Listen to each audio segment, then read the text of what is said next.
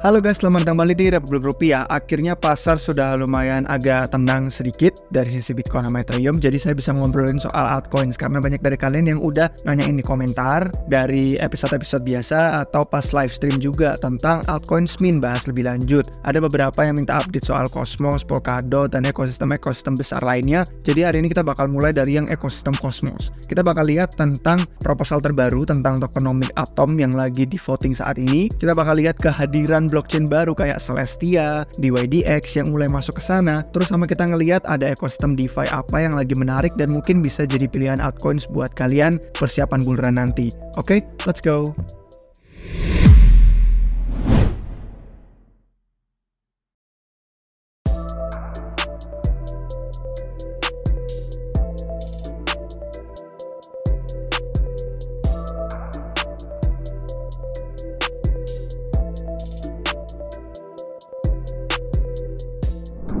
Baik guys, kalau misalkan kalian udah baca disclaimer tadi, jadi jelas ya kalau video ini bukan financial advice sama sekali. Jadi kita cuma ngasih tahu informasi aja tentang hal yang menarik dari ekosistem Cosmos belakangan. Nah, yang pertama kita lihat dari mintscan.io. Ini merupakan explorer blockchain Cosmos di mana kalian bisa ngelihat jaringan yang saling terhubung di ekosistem Cosmos, kira-kira gimana mereka dari sisi validator, proposal, dan lain-lain. Nah, yang kita bakal tunjukin adalah satu proposal yang sedang berusaha mengubah tokenomic Atom. Jadi ini karena riset dari Blockworks. Nanti kita bakal liatin nih riset Blockworks-nya. Itu sebenarnya ada di bagian proposal. Kalau misalkan kalian lihat yang hashtag 848, judulnya Atom Halving. Jadi seperti judulnya, itu berusaha memperkenalkan mekanisme halving ke Atom, di mana inflasi yang saat ini terlalu besar, itu mereka ingin pangkas. Nah, kalau misalkan kalian lihat dari original, ini kan di sini ada deskripsi tentang proposalnya itu apa. Kalian bisa baca full deskripsinya di sini. Terus kalau misalkan kalian masuk ke bawah, ini merupakan hasil riset dari Blockworks Research yang memicu proposal itu. Kalau misalkan kalian klik, itu nanti munculnya ke forum Cosmos Hub, di mana mereka argumen kalau Cosmos Hub terutama itu terlalu mahal membayar biaya keamanan dengan token Atom, dan terlalu mahalnya dilihat dari sisi inflasi yang terlalu besar dikasih ke para validator dan siapapun lah yang nge-staking dan delegasi untuk mengamankan jaringan. Dan katanya inflasi yang tingginya itu nggak perlu, jadi proposal ini ingin mengurangi dari yang tadinya inflasi itu maksimumnya 20%, jadi maksimumnya 10%. Ini bisa kalian lihat, dan sekarang Atom itu inflasinya ada 14%-an. Kalau proposal ini maju dan sukses dan diterima, maka bakal jadi langsung 10% untuk inflasinya. Dan kalau misalkan kalian lihat dari APR staking yang sekarang ada di kisaran 19%, itu bakal jadi otomatis turun ke kisaran 13,4%-an. Jadi sekarang modelnya itu dinamis. Kalau saat ini itu antara 7%, itu dasar paling kecilnya inflasi, maksimumnya 20, karena maksimumnya dihilangin nanti bakal jadi 10. Cuman ya itu memang model dinamis yang mereka sudah setujui di awal. Kalau misalkan yang staking itu dikit, inflasinya bakal naik biar jadi insentif nih, lebih banyak rewardnya kalau misalkan kalian pengen staking. Untuk insentif biar blockchainnya ada yang tertarik untuk mengamankan. Dan selain itu ada tujuan lain, kalau seperti yang kalian lihat di deskripsi, untuk memperkuat Atom Economic Zone. Itu nanti saya bakal tunjukin video yang sempat bahas tentang Atom Economic Zone juga. Terus ada DeFi ekosistemnya di IBC atau Inter Blockchain Communication. Pokoknya semua dari kalian yang masih asing dengan istilah-istilah ini, kalian harus nonton di channel YouTube RR karena udah banyak banget video terkait Cosmos yang udah kami bikin. Langsung aja ke channel, type keywordnya Cosmos, lihat aja ada banyak banget nih ekosistem Cosmos yang kami bahas. Nah, kalau misalkan kalian tertarik untuk Atom Economic Zone tadi, itu ini yang kami bahas nih, yang thumbnailnya ini logonya Neutron. Nah, kalau misalkan kalian lihat keamanan ekonomi di ekosistem Cosmos itu kan ada hub yang pertama, Cosmos Hub yang paling gede, dan itu banyak blockchain lain yang tidak pengen bikin validator sendiri, sulit untuk mengamankan ekonomi yang besar, jadi akhirnya mereka pakai aja lah token Atom yang udah ada. Dan itu selain meningkatkan utility untuk token Atomnya juga, dia jatuhnya lebih aman sih daripada bikin token sendiri untuk keamanan dari sisi ekonomi. Itu yang pertama paling gede si Atom. Yang kedua paling gede sekarang karena yang baru luncur kemarin Celestia, itu market cap sama valuasinya benar-benar tinggi dan jumlah yang staking juga lumayan tidak sedikit. Akhirnya nomor kedua dari sisi ekonomi yang paling aman setelah Cosmos Hub. Nah, untuk mendorong adopsi DeFi, kalau inflasi ini diturunin juga jadi bagus karena yield yang ada di DeFi jadi nggak kewalahan berusaha APR-nya itu rewardnya harus lebih tinggi daripada staking. Sedangkan sekarang staking Atom aja sudah bisa bisa sampai belasan persen dan maksimumnya 20%. Ya jadi akhirnya orang malah pengen pasif aja, ya udah pegang Atom di staking daripada mereka pakai ekosistem DeFi yang yieldnya pun nggak bisa bersaing sama itu. Jadi itu secara garis besar dari sisi proposal untuk halving Atom tokenomic yang baru. Cuman sayangnya dari sisi validator itu lebih banyak voting no, tidak setuju dengan proposal ini, karena kita bisa lihat reward mereka jadi dipangkas. Dan seperti yang kelihatan, ini bikin orang-orang akhirnya mempertanyakan gitu kan desentralisasi dan secara visi kira-kira mereka selaras nggak sih antara pemegang token Atom sama validator. Ini kelihatan nih, yang voting no yang warna merah ini ya, validatornya gede, jadi banyak yang delegasi ke SG1 sama ke Allnodes tuh katanya pada pengen redelegasi ke validator lain yang sudah mendukung untuk proposalnya biar bisa yes dan maju. Jadi kita tinggal lihat aja nih, apakah beneran terwujud dan tokenomic Atom jadi baru atau enggak. Itu yang pertama. Nah yang kedua, kita bakal bahas soal ekosistem DeFi-nya. Kalau yang tadi soal tokenomic Atomnya, ini sekarang kita ngeliat yang ada di dalam ekosistem. Dan sebenarnya ini yang argumen saya secara pribadi ya, kelihatannya kayak Atom jadi lebih kurang menarik. Dan kalau dibandingin sama ekosistem di dalamnya, ada banyak token lain yang lebih menarik. Itu secara pribadi aja sih, untuk orang yang saya nggak 24 jam ngeliat di Cosmos, cuman tahu dengan seluk-beluk dan latar belakangnya dari dulu bikin video. Dan kalau ini ada kaitannya, pertama namanya akan kita sebutin itu adalah Thorchain. Nah kalau yang Thorchain ini kita bisa lihat keywordnya multi, ada stripnya ya, chain. Nah ini muncul videonya sekitar 1 tahun yang lalu. Jadi di logonya aja udah kelihatan ya ada rune di sini, dan itu merupakan logo yang kita bakal bahas sekarang, yaitu kolam likuiditas untuk lintas blockchain. Jadi blockchain yang berbeda-beda gitu, yang katanya tidak bisa saling komunikasi, itu dimungkinkan oleh Thorchain agar asetnya itu bisa tetap asli tanpa pakai kayak pack atau pakai wrappingan dibungkus segala macam. Asetnya tetap asli, tapi kalian bisa untuk swap, bisa bertukar, kalian bisa borrow atau pinjam meminjam, terus kalian bisa earn, menghasilkan reward yield, dan ini semua pakai aset asli ya. Jadi itu kerennya Thorchain, tanpa ada patokan yang nanti bisa di-pack, tanpa adanya wrapping yang nanti bisa ada masalah dari sisi smart contract segala macam. Nah, settlement yang udah mereka dukung untuk Thorchain itu ada Bitcoin, Ethereum, Cosmos Hub, terus sama blockchain-blockchain lainnya. Dan untuk token Rune sendiri itu yang mengamankan si Thorchain. Jadi mereka menarik karena bisa nangkep nilai-nilai dari semakin banyaknya aset yang didepositkan ke dalam jaringan Thorchain ini. Yang menarik adalah Thorchain ini lagi rame diperbincangkan akhir-akhir oleh beberapa OG crypto yang sebenarnya udah dari tahun 2011, 2012, dan itu salah satu yang kalau nggak salah malah lebih tua daripada Kobe di pasar crypto, dan itu namanya Eric Voorhees. Jadi merupakan ekosistem DeFi di Cosmos yang bisa kalian perhatikan dari sisi token Rune-nya, karena Thorchain itu dipandang sebagai tempat dimana misalkan nih Eric Voorhees kan bisa dibilang Bitcoiners yang paling OG, dan dia itu tertarik untuk pakai ini sebagai salah satu tempat kalian bisa earning yield dari aset BTC tanpa kalian harus mempercayai pihak ketiga seperti yang DeFi saat ini, yang selama ini itu sebenarnya pakai patokan, bisa di-pack ya, kayak yang tadi sudah saya bilang. Jadi karena dia asetnya asli langsung di Thorchain, tinggal disetorin aja, mereka jadi dipandang menarik. Itu untuk Thorchain. Yang berikutnya untuk ekosistem DeFi yang besar itu adalah Osmosis. Osmosis dengan tokennya Osmo. Kalau di DeFi lama itu kalian lihat ya, ini DeFi lama bisa kalian filter berdasarkan ekosistem Cosmos saja sendiri. Nanti muncul nih nama-nama yang akan kita bahas hari ini tuh, kayak yang tadi Thorchain, terus Osmosis. Nah kalau kita pencet Osmosis, di dalamnya itu ada banyak protokol DeFi. Cuman yang paling besar, yang paling umum dan intinya itu ya si Osmosis DEX ini. Dan kalau misalkan kalian lihat ke osmosis.zone, itu DEX protokol yang paling besar.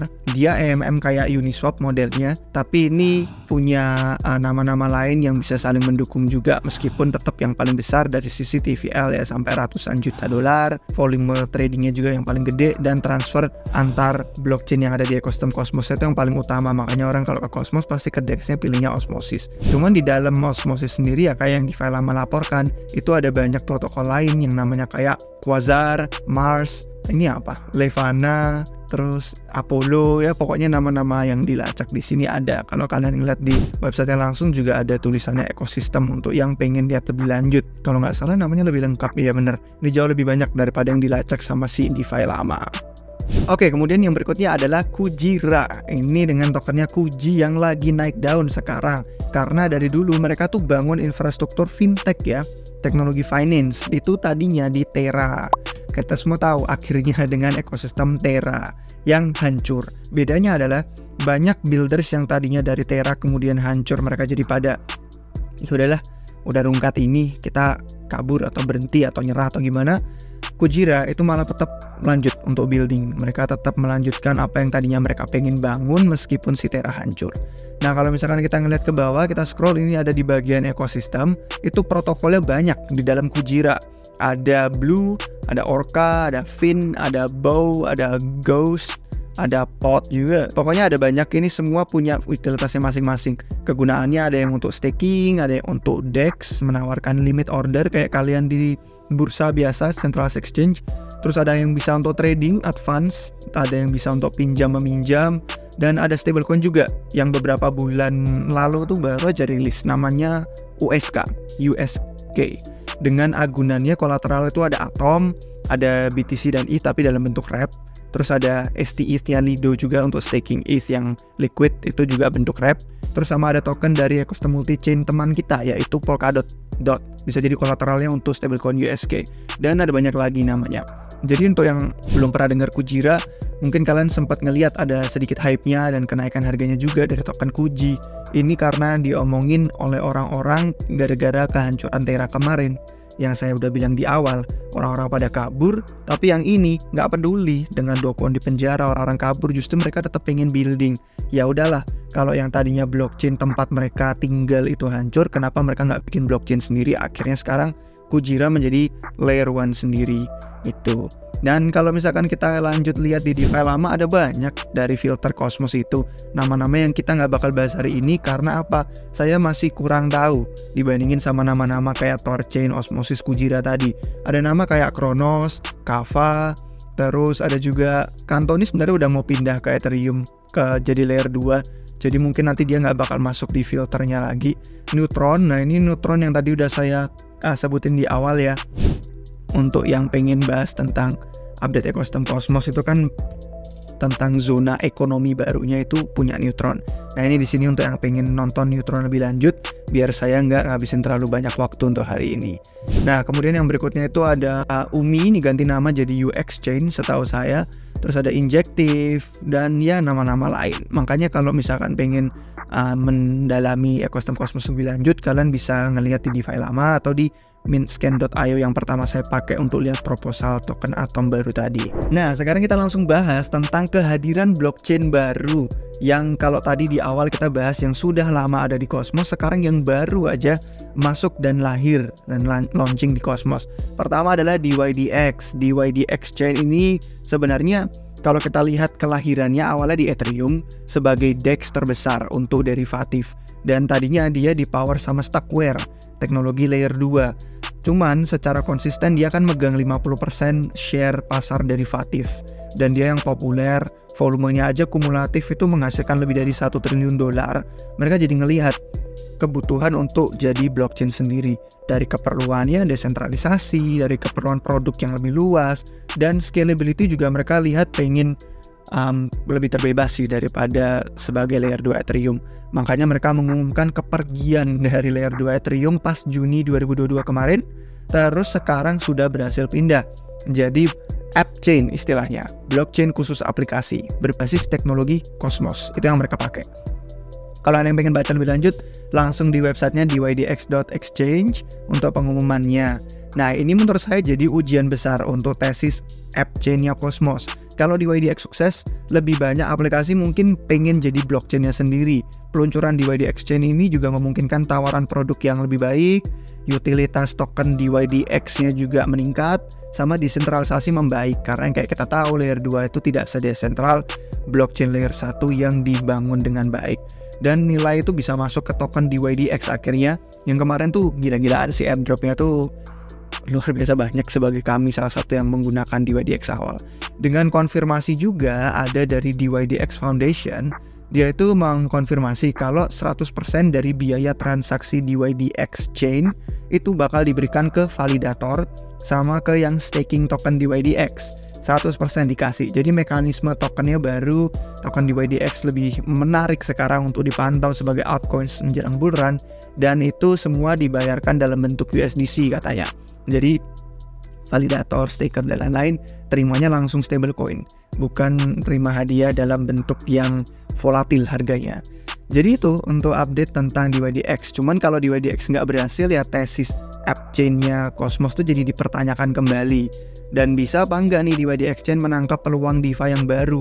Karena dari sisi derivatif itu ukurannya masih kecil, 99% malah. Terakhir saya lihat datanya di The Block, itu volume derivatif masih pada pakai bursa terpusat kayak ya Binance. Jadi setelah kolapsnya perusahaan-perusahaan kripto yang centralized, saya pikir nanti bakal menarik nih DeFi untuk jadi tempat pelarian orang yang pengen pakai produk derivatif.